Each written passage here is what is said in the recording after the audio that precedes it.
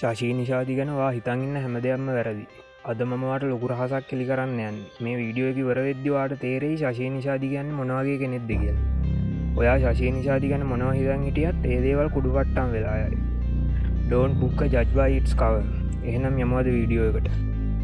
මම මේකට දාන්න වීඩියෝ ගන්න තින්ද ගේම් ප්ලේ එකක් දාන්නම් හරිද? මම හිතන්නේ ශශී නිශාදිව ලංකාවේ Facebook ඉන්න ගොඩ දෙනෙක් දන්නවා.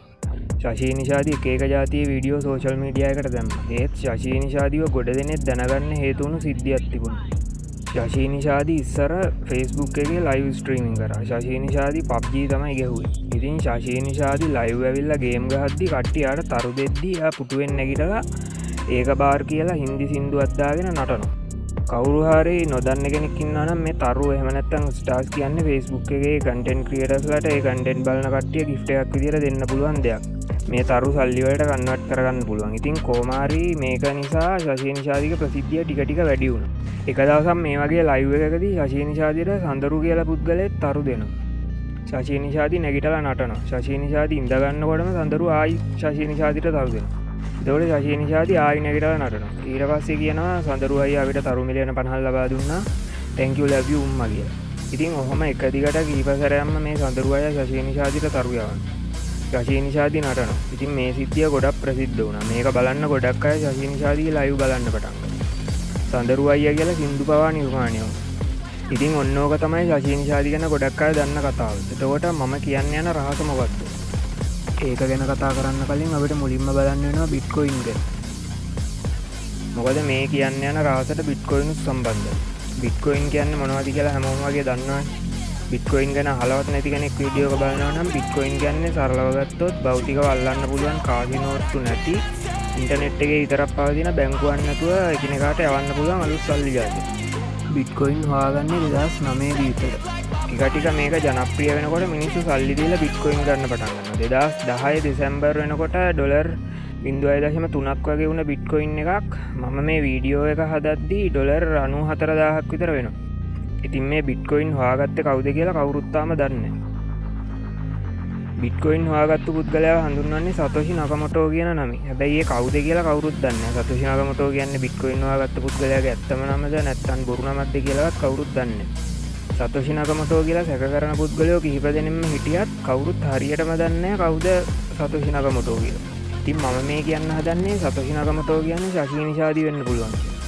එකපාරට විශ්වාස කරන්න අමාරුයි වගේ වුණාට මම පැහැදිලි කරන්න. බලන්න ශශී කියන නමට අකුරු දෙකක් තියෙනවා. ඔය අකුරු දෙක මැද්දට තොයන්නක් දැම්මොත් හැදෙන නම මොකද්ද? සතෝෂි. සයන්න කරලා තිනවා මේක තව ටිකක් සංකීර්ණ කරන්න. හැබැයි ඉතින් අපිට ඔය මර්සි තේරෙනවා.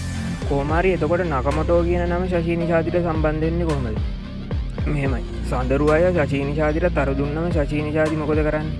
නටනවනේ. ඒ කියන්නේ ශශී නිශාදි නටනවා බලන්න තමයි සඳරු අය තරු දෙන්නේ. ශශී නිශාදි නටලා ඉඳගත්තු ගමන් ආයි තරු දෙනවා. ආයි පාරක් නටමුකෝ කියලා හිතින් කියන ගමන් වෙන්නේ නැතින ඉතින් ඒ තරු දෙන්නේ. මීයක් කඩන්නේ ඉඹින්න බැරි අත ලෙව කන්න නෙමෙයි කියලා කියමනකුත් තියෙනවා. ඉතින් කොමාරි ඔය නටමුකෝ කියන වචනේ අකුරු මාරු කරලා තමයි නකමොටෝ කියන වචනේ හදාගෙන තියෙන්නේ. එහෙම බැලුවම මෙතන වෙන්න පුළුවන් දේවල් තුනක් තියෙනවා. 1. ශශී නිශාදි තමයි බිට්කොයින් හොයාගත්තු සතෝෂි නකමොටෝ. 2. සඳරු අයියා තමයි බිට්කොයින් හොයාගත්තු සතෝෂි නකමොටෝ. 3. ශශී නිශාදි සඳරු අයියයි සතෝෂි නකමොටෝයි තුන් දෙනාම එක්කෙනෙක්.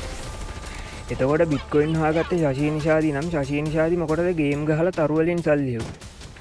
සමහර විට හොබි එකට වෙන්න පුළුවන්. නැත්තම් බිට්කොයින් ටිකක් හොරෙන් සල්ලි කරගෙන ඒ වගේ තරු අරගෙන Tamanටම දීගත්ත වෙන්න පුළුවන්. එතකොට සල්ලි හෙව්වේ තරු වලින් කියලානේ හැමෝම හිතන්නේ. එහෙමත් නැත්තම් ශශී නිශාදි ගාව බිට්කොයින් තිබ්බත් තව වැඩි වෙයි කියලා හිතාගෙන විකුණන්න නැතුව හිටියා වෙන්න පුළුවන්. ඒ නිසා එතකම් සල්ලි හොයාගන්න ගේම් ස්ට්‍රීම් කරා වෙන්න පුළුවන්. දැන් වැඩිය ගේම් ස්ට්‍රීම් කරන්නේ නැත්තේ බිට්කොයින් ටිකක් විකුණලා සල්ලි හොයාගත්ත නිසා වෙන්නත් පුළුවන්. තව දෙයක් තියෙනවා. සතෝෂි නකමොටෝගේ කියලා සලකන බිට්කොයින් ඇඩ්‍රස් එකකට කවුරු හරි පුද්ගලයෙක් 2024 ජනවාරි වල බිට්කොයින් 26.9ක් එවලා තියෙනවා. ඉතින් මං හිතන්නේ ඕක කරේ සඳරු අයියා. එහෙනම් අදට වීඩියෝ එක ඉවරයි. අලුත් වීඩියෝ එකකින් හම්බෙමු.